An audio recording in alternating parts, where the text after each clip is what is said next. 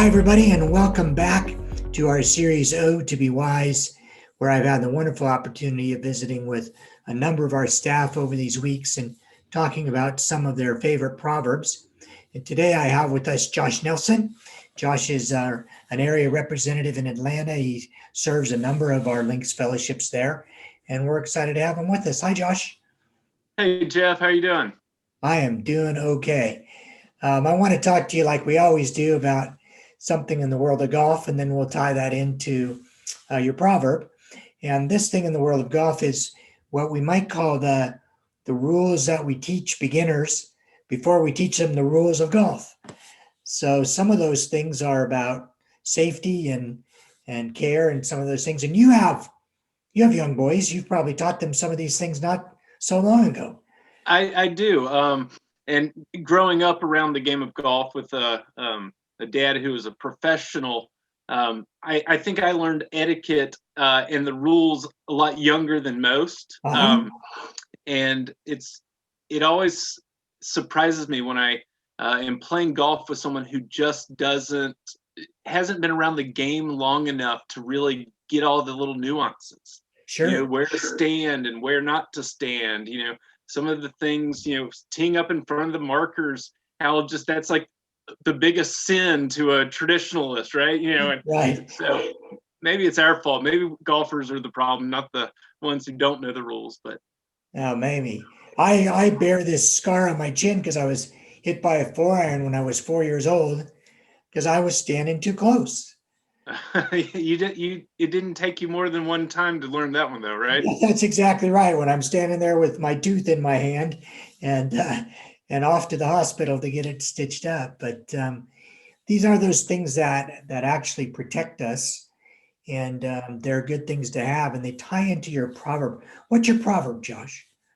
So it's 12:1. Whoever loves discipline loves knowledge, but he who hates correction is stupid. Oh, wait a minute. Did you just use the word stupid? It's in the Bible. It's in the Bible. We can call people stupid. That's right. Well, stupidity we know is obvious just the opposite of smarts. And what this proverb is saying is, hey, if you will allow yourself to be disciplined or taught the rules, basically, that's a lot smarter than the opposite, right? It is, and I think um, we all have a self-confidence issue, and so we all have ego and pride that sometimes gets in the way, and we don't want to be corrected or Yeah. told we're doing something wrong. But if we could embrace being learners for a lifetime, that life in Christ is about growing, and that we can't grow if we're not corrected. Yeah. And it's I think a mentality of embracing correction, you know, welcoming it and wanting it. And there's nothing better than having friends that you can actually go to and trust. They trust you or you trust them, when something needs to be corrected in your life. Yeah. Well, we know that from another proverb, faithful are the wounds of a friend. And really, that's basically saying we can invite people into our life if we trust them to hurt us. I guess you and I, before we started this, were talking about surgeries. And this reminds you of a surgery that if a surgeon knows what he's doing, he cuts you in the most helpful way. And instruction and discipline do that to us, right? They do. And, it's funny how if we want to empower someone in the way of Jesus, we need to bring both support and challenge. And often we welcome the support, but we don't welcome the challenge. But you can't empower someone without both.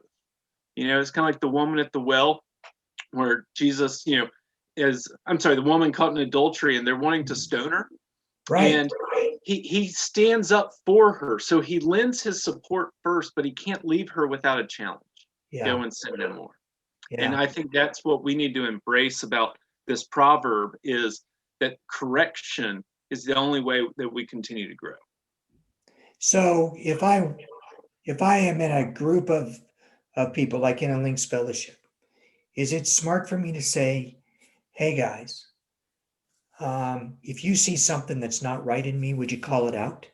Mm, definitely. I think we need to offer ourselves first as the model. So it's kind of that wall of self-preservation. Nobody wants to, show their cards first. And I think the best thing we can do as leaders is is be vulnerable to our group, Mm, and then they follow suit, right? So if we tell them, yes, I'm the first one who may need to be corrected. So I give you that opportunity or privilege. wow. And yeah, I think it's invaluable what that does to a group when you start breaking down those walls. Yeah, absolutely. Well, thank you, Josh. This has been a great conversation. So good to have you with us.